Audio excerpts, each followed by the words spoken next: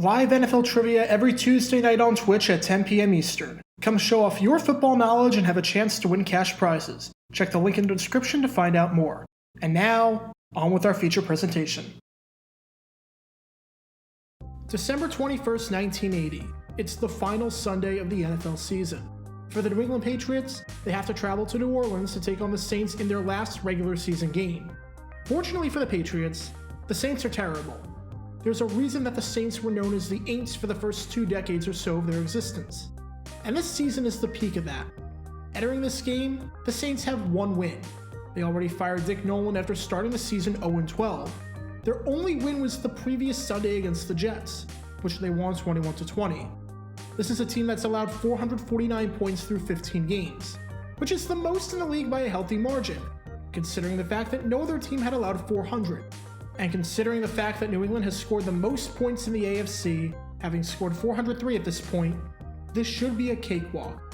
Sure enough, the Pats come out on top. Though they start off slow, trailing 10-0 at one point in the first quarter and 27-24 at one point in the fourth, the Patriots wind up winning it 38-27. A double-digit win on the road to close out the regular season is not too shabby. With the win, the Patriots improved to 10-6. And with this 10-6 record, they should be able to make it to the postseason. All they needed to have happen was one of 4 things. While it wasn't a virtual lock, it seemed like we'd be seeing the Pats in the playoffs for the 3rd time in the last 5 years. If the Bills lose, or the Browns lose, or the Chargers lose, or the Raiders and Oilers lose, they're in. Surely there's no way they can miss the postseason, right? This is the story of the unluckiest team in NFL history.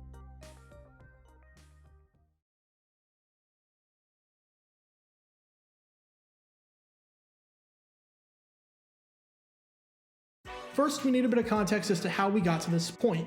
The 1980 season was arguably one of the most competitive in the history of the league. When all was said and done, there were literally no games that separated the top seed in the AFC from the bottom. Just to give you an idea of how wide open the playoff picture was, let's take the Patriots entering the final week of the season. If they lost to the Saints, they would be mathematically eliminated from the postseason. If they beat the Saints, which they did, they actually put themselves in a position where they had a shot at being the number 1 overall seed. There was actually a scenario where there could have been a 6-way tie at 10-6, where the difference between being the number 1 overall seed and missing the postseason entirely would come down to a tiebreaker. For New England, their season was definitely an up and down one. It looked like they were going to be on track to being the best team in football, as through 7 weeks, they were 6-1, with one of those wins being a 34-0 shutout against Don Shula's Miami Dolphins. But a rough stretch where they lost 4 of their next 5 put them in danger of missing the postseason entirely. And an overtime loss to Miami in Week 14 on Monday Night Football gave them a record of 8-6 with 2 games to play. For those wondering if that game sounds familiar, yes, that was the John Lennon game. But New England finished the season strong, defeating Buffalo in their home finale by a final score of 24-2, and then beating the Saints at the Superdome. They had a shot at making the postseason. If just one of 4 things happened, the Pats would be playing some January football, and might have even had a shot at returning to the Superdome 1 month later to play in the Super Bowl. Here were the 4 things that could have gotten New England into the postseason. Scenario 1 was if both Houston and Oakland lost their games. Obviously, because this scenario involves 2 teams, it's the unlikeliest of the bunch to happen. But it's not out of the realm of possibility. Oakland was taking on the New York Giants in an early Sunday game. Both times in 1980 that the Raiders traveled across the country to play a 1 o'clock Eastern game, they looked flat, losing 24-7 to the Bills and losing 10-7 to the Eagles. No, the Giants are not a good team, having dropped 11 of their last 14, but again, that early start time has not benefited the Raiders at all. And the Oilers were taking on a Vikings team that was sitting atop the NFC Central, had won 3 straight, and had won 6 of their last 7 games, with their most recent win being the iconic finish against the Browns in the Miracle at the Met. If both the Raiders and Oilers lost, the Patriots would be in. Scenario 2 was if Cleveland lost its game to Cincinnati. Historically speaking, the Browns have struggled whenever they had to go to Riverfront Stadium. They lost their last 2 games there, including in 1978, when the Bengals beat them in a 48-16 drubbing, and had lost 6 of their last 7 there. Plus, these were 2 teams trending in different directions. The Browns were coming off of one of the most heartbreaking losses imaginable, while the Bengals, after starting the season 3-9, had won their last 3 games, including their most recent game, which was a trip to the Windy City to take on the Bears, where they won 17-14 in overtime. If the Browns lost, the Patriots would be in. Scenario 3 was if Buffalo lost its game to San Francisco. What's important about this one is that if the Bills lost, then the Patriots would win the AFC East. Buffalo was not playing great football, having lost 2 of their last 3 games, including their most recent one, where they only scored 2 points against the Patriots. San Francisco, after an abysmal 3-8 start to the season, had won 3 of their last 4 games, including a game against the Saints where they trailed 35-7 and won 38-35. And the weather for this one was sloppy beyond belief, so anything could happen. If the Bills lost, the Patriots would be in.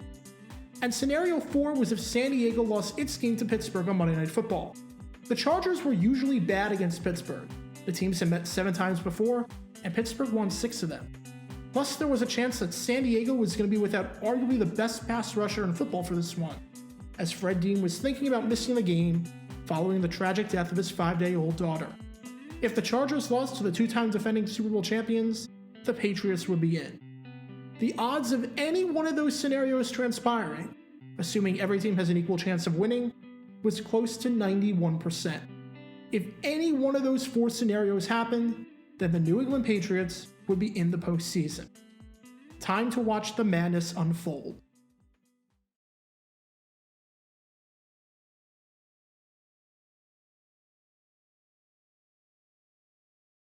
The first 2 scenarios could have played out in the early 1 o'clock slate, so we'll start there. The first one involved both the Raiders and Oilers losing their game. Unfortunately for New England, it became very clear very quickly that this first scenario had no shot at happening. Oakland got off to a flying start and led 10-0 after the first quarter. Midway through the second, they held on to a 20-3 lead. As the Giants tried to get back into it, trailing 27-17, they attempted an onside kick. Safe to say, it did not work out. Oakland won this game 33-17 and clinched a playoff spot. Even if Oakland by some chance blew that lead, it wouldn't have mattered, as the Oilers wound up winning their game against the Vikings 20-16. This one was at least a closer game, as the Vikings led 16-13 at one point in the fourth, before Earl Campbell scored the game-winning touchdown from 3 yards out. I'm going to do a video sometime soon on the 1980 Oilers, and I cannot understate just how great and how much fun Earl Campbell was to watch that year. Okay, the first scenario didn't play out, but who cares, right? That was the least likely to happen, since it required 2 teams to do something. Maybe scenario 2, where the Browns have to travel to Cincinnati, will play out. Cincinnati jumps out to a 3-0 lead, and then leads 10-0 in the second quarter after a 13-yard touchdown by Jack Thompson. Alright, maybe the Bengals can do this. It's 10-10 at the half, and then the teams trade touchdowns in the third. It's a 24-24 ballgame after 3 quarters, and the Bengals have the ball in the red zone. All they have to do is be smart here, and they're going to take the Jack Thompson, what are you doing? Everyone knows that the best way to deal with pressure is to do a jump pass. Well, the Browns can't do anything on the drive, the Bengals get the ball back and are forced to punt. A good punt here by Pat McInally can make Cleveland's life of course he shanks it. Cleveland drives down the incredibly short field, and Don Cockcroft hits a field goal with less than 2 minutes left to give the Browns a 27-24 lead. At least Cincinnati has some time to tie the game. They drive down the field, and with 11 seconds left and no timeouts, have the ball on Cleveland's 35-yard line. What Jack Thompson decides to do here probably made any Pats fan watching this game throw their TV set. Will he go for the touchdown or go for a field goal? Complete to Kreider, but I don't think they can get a playoff. At the 14, it's over. The Pats are in the playoff. Instead of throwing it to a wide-open Archie Griffin, who could have easily gotten 10 yards and gone out of bounds, Thompson, knowing his team had no timeouts, decided to do that. Cincinnati loses the game 27-24. Scenario 2 is out the window. 2 scenarios didn't play out, but fortunately for the Pats, there are still 2 more ways that they can get into the postseason. While they didn't get much luck in the early slate, maybe their luck will change in the later slate of games, right?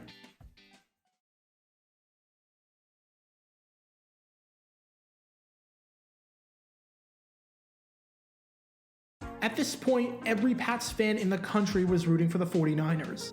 If the 49ers win this game, then not only do the Pats make it to the postseason, but but they win the AFC East and get to host a playoff game. The game is really close, as it's tied 13-all at one point in the third quarter. The stats are incredibly evenly split. San Francisco had 298 yards of total offense compared to 267 for Buffalo. But in the end, the Bills wind up winning it by 5. It came down to a Joe Montana Hail Mary attempt at the end. And as far as Hail Marys go, this one isn't too bad. The throw reaches to the end zone, and Dwight Clark has a chance to make a play on it, but it was not meant to be. I'm skimming over the finer details of this game a bit simply because I already made a video talking about this game a month ago, which you can check out on the upper right corner.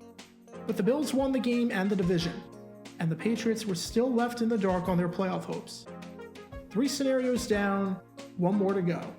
It came down to a critical Monday Night Football game between the Chargers and the Steelers. If the Steelers won this game, the Pats would be in the postseason.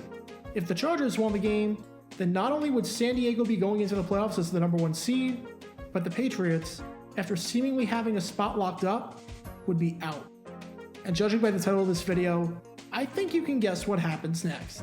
San Diego comes out swinging in front of their home crowd. Rolf Benirschke hits 4 field goals, San Diego never trails at any point in the game, and they wind up winning it 26-17. Just like that, the Patriots were done. They were watching the playoffs unfold from their couches. The Pats would come nowhere near the playoffs in 1981, going 2-14, with head coach Ron Earhart getting fired. Whether he would have another year of job security if they made it in 1980, who's to say? We've seen teams make it to the playoffs under seemingly improbable circumstances. The 2006 Chiefs needed 4 things to happen, and all 4 of them did. The 2017 Bills made it after one of the most miraculous plays of all time. But in terms of teams missing the playoffs under improbable circumstances, this has to rank up there as the all-time worst. If one of just 4 things happened, the Pats would be in. None of them did. If this week of videos from the crazy 1980 season has taught us anything, it's that the season was full of twists and turns. And for the Patriots, at the end of the day, they were the unlucky and forgotten victim. Be sure to like this video and subscribe down below as it helps the channel out a lot, and be sure to check out Twitch every Tuesday night at 10 p.m. Eastern for your chance to play NFL trivia and win cash prizes. Link in the description below. Also, special thanks to all of our Patreon supporters for helping the channel. Your support is greatly appreciated. So you can become a patron and request future video topics in the description below.